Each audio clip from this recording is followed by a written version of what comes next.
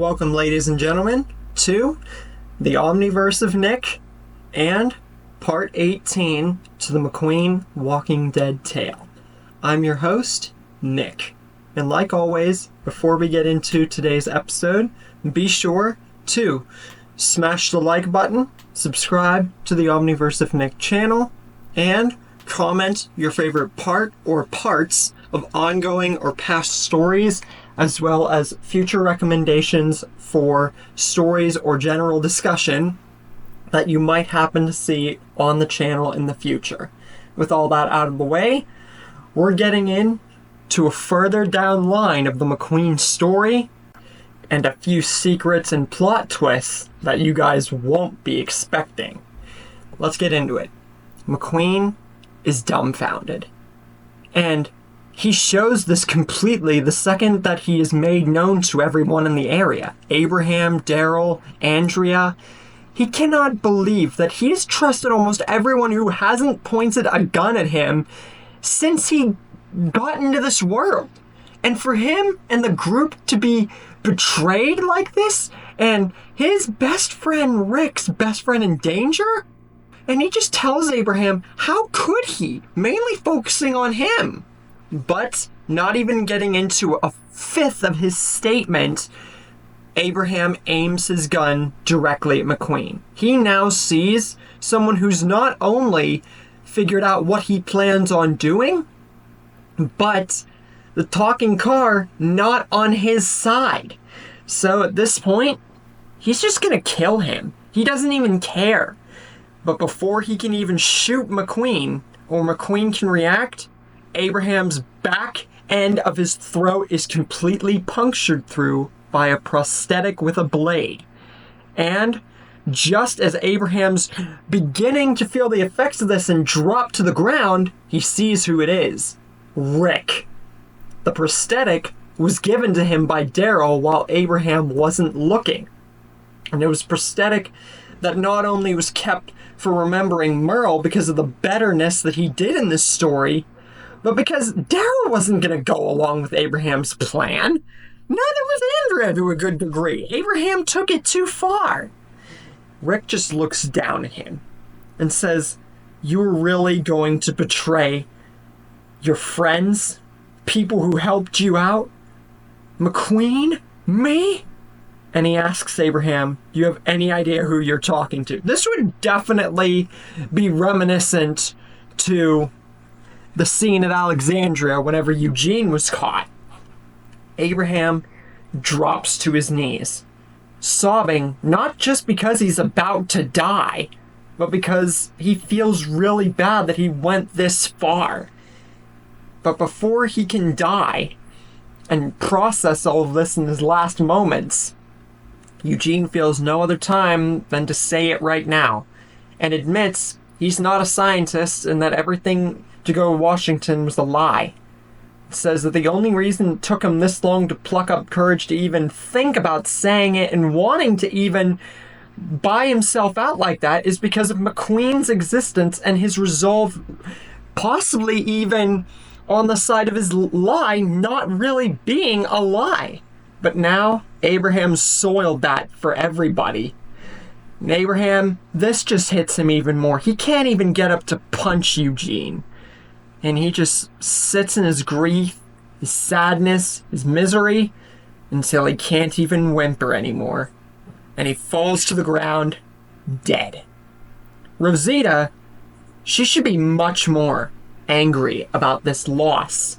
But considering the lie, Abraham, what he wanted to do, and what just happened with Morgan, she doesn't know what to think. So honestly, she just stares down, emotionless, at Abraham's dying body.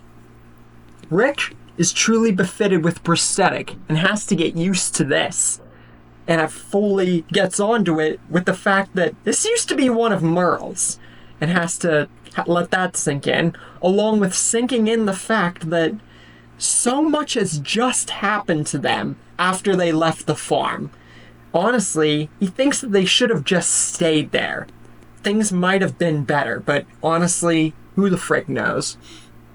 But Rick after some time of thinking and letting everyone just process all of what's just happened, he says that it's time for them to leave. This church has befitted them nothing, and they're leaving right now. Gabriel would want to come along with this huge group, but considering all of what's just happened and the group not finding out about Gabriel's little food bank thing, his whole thing in the church, the writing, he has no reason to be forced or to want to come along. So, for the first time in any one of my stories, Father Gabriel is staying at his church. Now, we get to the group on the walk at the end of Season 5's canonical timeline, and there's a good bit of changes. Number 1, there's no Noah. Number 2, there's no Gabriel, no Michonne, no Abraham, and the rest of the group is all still there. Except for the ones I just mentioned and the add-ons of quite a significant number. But not as much as some of my other stories. But it doesn't have to be significant numbered, but it is significant allies. Bob, Karen, David, T-Dog, Tyrese, Beth, Andrea, Dale, Herschel, Morgan, Lori, Mcqueen, Lizzie and Mika, Megan, and Ryan. Especially with Mcqueen and Morgan, this is a pretty stacked frickin' team, for those of you who did not already pick that up in the last few episodes, which means that when the barn scene happens, yes, everyone is severely more hungry, but with Mcqueen there, the Storm and the Walkers is severely underwhelmed as a threat, so they are much more fine. When Aaron makes himself known, Mcqueen is on patrol, aims a rocket straight at Aaron the second he lays eyes on him. Not because the group is far more alert, but because he's naturally on patrol. Aaron, he is so caught off by the freaking fact that he is staring at a sentient talking car aiming a rocket at him, for Christ's sake, he doesn't know how to speak or introduce himself. So, Morgan, he just jumps behind him and whacks him over the head with his broken pole that, his axe was used to be on. So, yeah. He then gets put into the barn, and he has to introduce himself, and Dale and Herschel and Tyrese are the main three, obviously, because, it's not often we get all three pacifists in the story, even though Eastman had to be sacrificed really brutally. Point is, they're the ones, especially Mcqueen, to be on Aaron's side. And with no real knowledge that Terminus was a bad community and less communities to go off of, this means that this one, like the farm, could prove beneficial to what's just happened to the group, and it's better than being alone with absolutely nothing besides each other. And Aaron can't believe he's actually doing this, but he is siding with the car he's staring at right now. Literally, I can't express enough how everyone would basically have, the same, if not more twisted reactions to Mcqueen.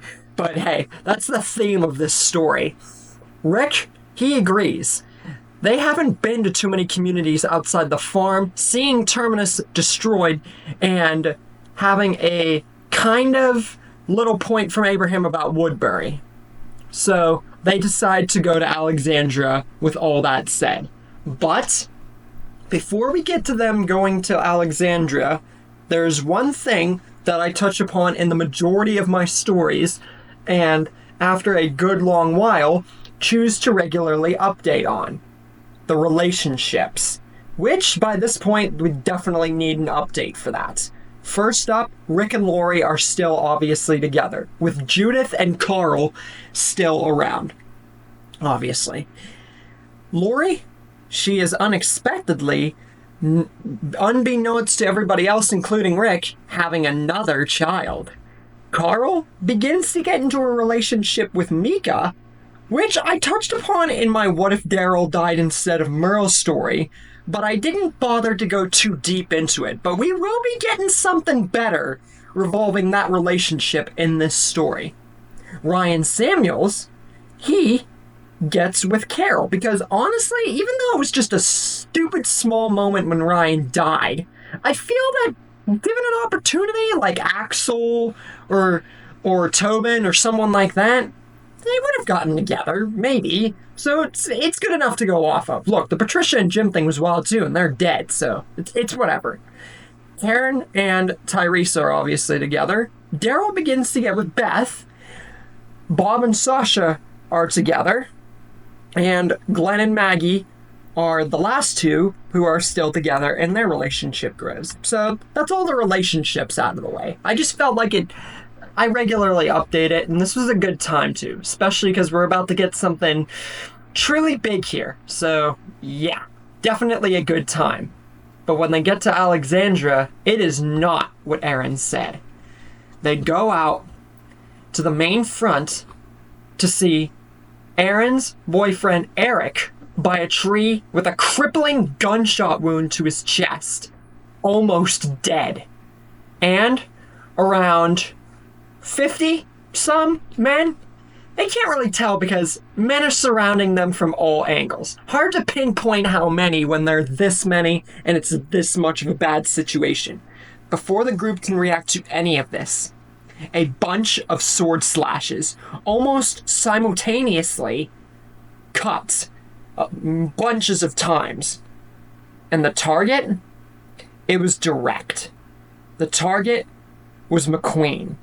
All four of Mcqueen's tires, in a single blitz of a few seconds, are sliced off with a blade. And a gun, a very familiar gun and face, hold Rick mainly at gunpoint.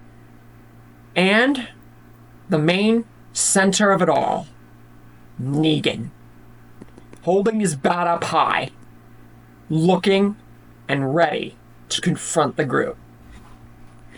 He gets them on their knees and introduces himself in the casual Negan way. Now, how in the world did this happen? Well, let's explore that before we touch upon this, because that will mark the end of the episode. Back at the sanctuary, and this is a good bit before they ended up there, obviously, Shane, being part of the Saviors with Michonne for quite some time now, and leading up to a second in command of the whole place, one day, he's sitting in his room, and he's thinking something that he has not thought about for a long time.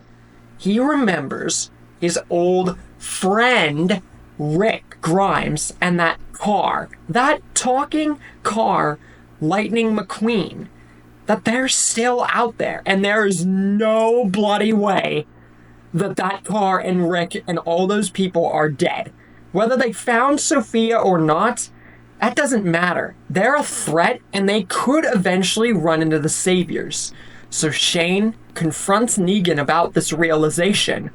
And Negan, after being told about the talking car and everything like that, that's the main thing that grasps his attention, and he reacts much differently than any other person would.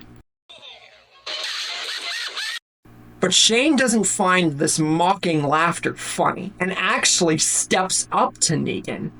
For the first time since Negan let him into the sanctuary, and says that he is dead serious. That car and those people could not only present themselves in the future, but be a massive threat to the Saviors and the Sanctuary. And if they see him, mainly, they'll be out for blood, no doubt, with how they've advanced. And he knows why Negan just laughed at that. He wouldn't have believed it either if he hadn't seen his old friend Rick Grimes be saved along with this car. But he trusts that him being here and obeying Negan, being with Michonne and everything, isn't that enough to warrant listening to this, even if it is ridiculous sounding? And Negan just smirks, trying to look for any kind of stupidity or something he can exploit as this all being just some sort of dumb joke that Shane's making, trying to Simon his way into a conversation, because Shane and Simon were a lot alike, except Shane was far more head and on point than Simon was. But Negan, he can't find anything.